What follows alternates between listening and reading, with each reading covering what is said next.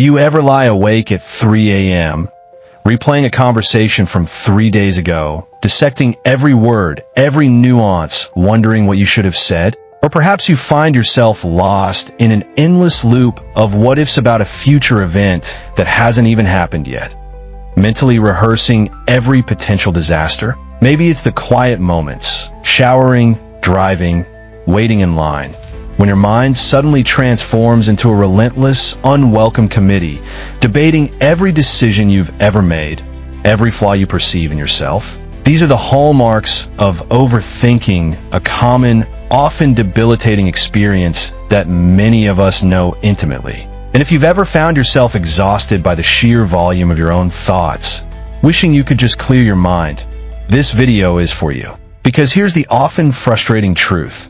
Trying to force your mind to be quiet is often the surest way to make it louder. The traditional advice to simply stop thinking or empty your mind is not only unhelpful, but can actually intensify the very mental chatter you're trying to escape. Today, we're going to dive into a powerful, counterintuitive approach that will free you from the tyranny of overthinking, not by fighting your thoughts, but by fundamentally changing your relationship with them. We're going to explore a path that allows you to reclaim your peace without ever having to clear your mind again. If that sounds like something you've been searching for, hit that like button and let me know in the comments if you've ever felt trapped by your own thoughts. What if the solution isn't to fight your thoughts, but to radically redefine your relationship with them, uncovering a hidden truth about the nature of your own consciousness by the end of this journey? The core concept we need to understand is what psychologists refer to as the paradox of suppression. Our minds are incredibly sophisticated problem-solving machines, and when we tell them not to think about something, they often do the exact opposite. Imagine being told, whatever you do, don't think about a pink elephant. What's the very first thing that pops into your head? A pink elephant. Your brain, in its attempt to monitor whether you're thinking about the pink elephant, inadvertently conjures it up. This isn't a flaw in your thinking. It's a fundamental mechanism of how our attention and memory work. When you actively try to push a thought away, your mind is still engaging with it, still giving it energy, still keeping it alive in your mental landscape. It's a bit like trying to stop thinking about being hungry by constantly reminding yourself not to think about food.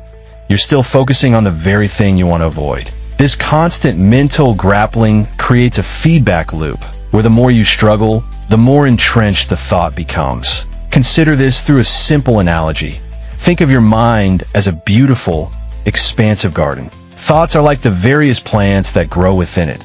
Some are vibrant flowers, some are useful herbs, and some are persistent weeds.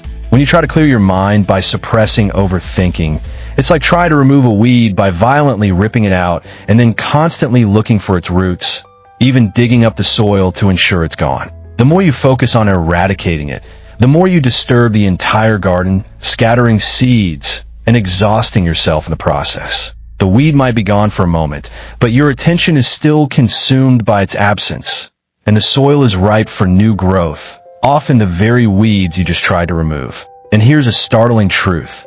The average human mind processes an estimated 6,000 to 60,000 thoughts per day. Trying to clear all of them is like trying to empty the ocean with a teacup. The solution isn't about emptying, it's about navigation, about understanding the ecosystem of your mind, and shifting your approach from forceful suppression to skillful engagement. In fact, did you know that attempts to suppress negative thoughts can actually lead to an increase in their frequency and intensity? Studies show people who actively try to avoid certain thoughts often experience them more often, a phenomenon psychologists call the rebound effect.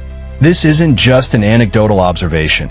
It's a well-documented psychological phenomenon, proving that the very act of fighting your thoughts often empowers them. So, how do we navigate this complex inner landscape without engaging in a futile battle? It begins with a fundamental shift in perspective, moving from a position of resistance to one of acceptance and curious observation. Here are 4 distinct, actionable tools to help you do just that. First, embrace the observer stance. Instead of trying to push thoughts away, practice simply noticing them.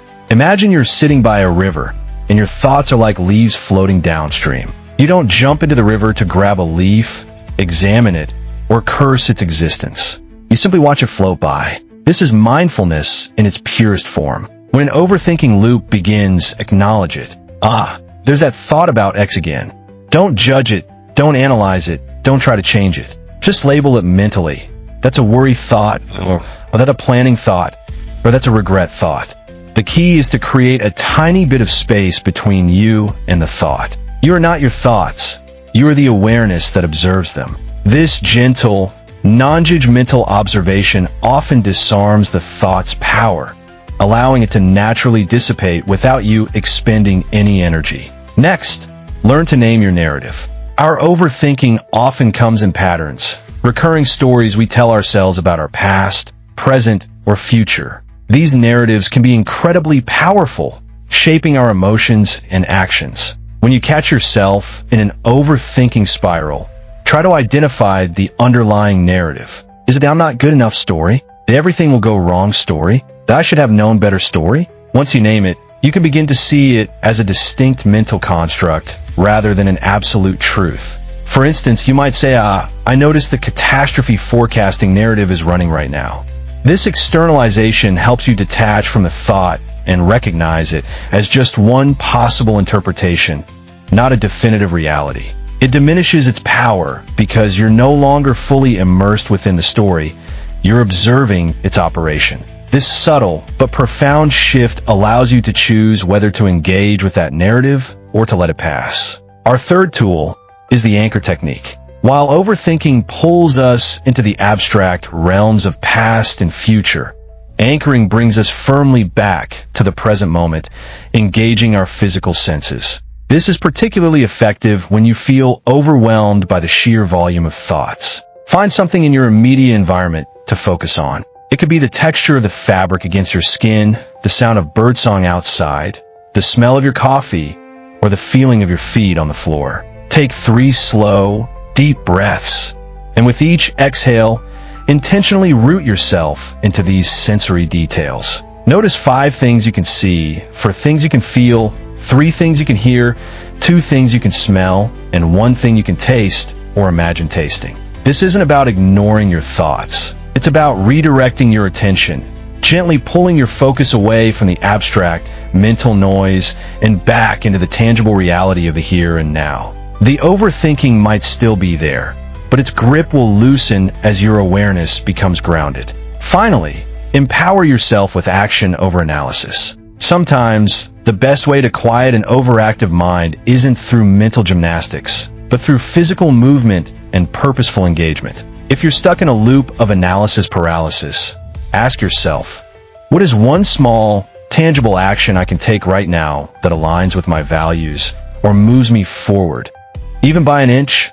This isn't about distracting yourself with busy work, but about deliberately choosing an activity that requires your focused attention. It could be going for a walk, washing the dishes, starting that email you've been procrastinating on, or engaging in a hobby you love. When you channel your energy into a concrete task, your mind has a new, productive focus. The act of doing, especially when it's aligned with your intentions, often naturally pushes the overthinking to the periphery. Not because you fought it, but because you provided a more compelling alternative for your mental resources. This shift from endless rumination to intentional action is a profound way to break the cycle. Overthinking doesn't have to be a life sentence. The path to freedom isn't about waging war against your own mind, but about understanding its mechanisms and adopting a gentler, more strategic approach. Remember to cultivate the observer stance, watching your thoughts like leaves on a river. Practice naming your narrative, recognizing the stories your mind tells, rather than being consumed by them. Utilize the anchor technique to ground yourself firmly in the present moment through your senses. And finally, choose action over analysis, channeling your energy into purposeful, value-driven engagement. These tools aren't about clearing your mind. They're about refining your mental navigation system. They empower you to coexist peacefully with your thoughts, allowing you to choose which ones you engage with and which you simply let float by. This journey is a continuous practice, a gentle recalibration of your inner world. Apply these principles, and you'll discover a quiet strength that was always within you, waiting to be unleashed. Subscribe for more insights on transforming your inner world, and let me know in the comments which of these techniques resonates most with you. Your peace of mind is not a destination. It's a way of moving through the world, one mindful step at a time.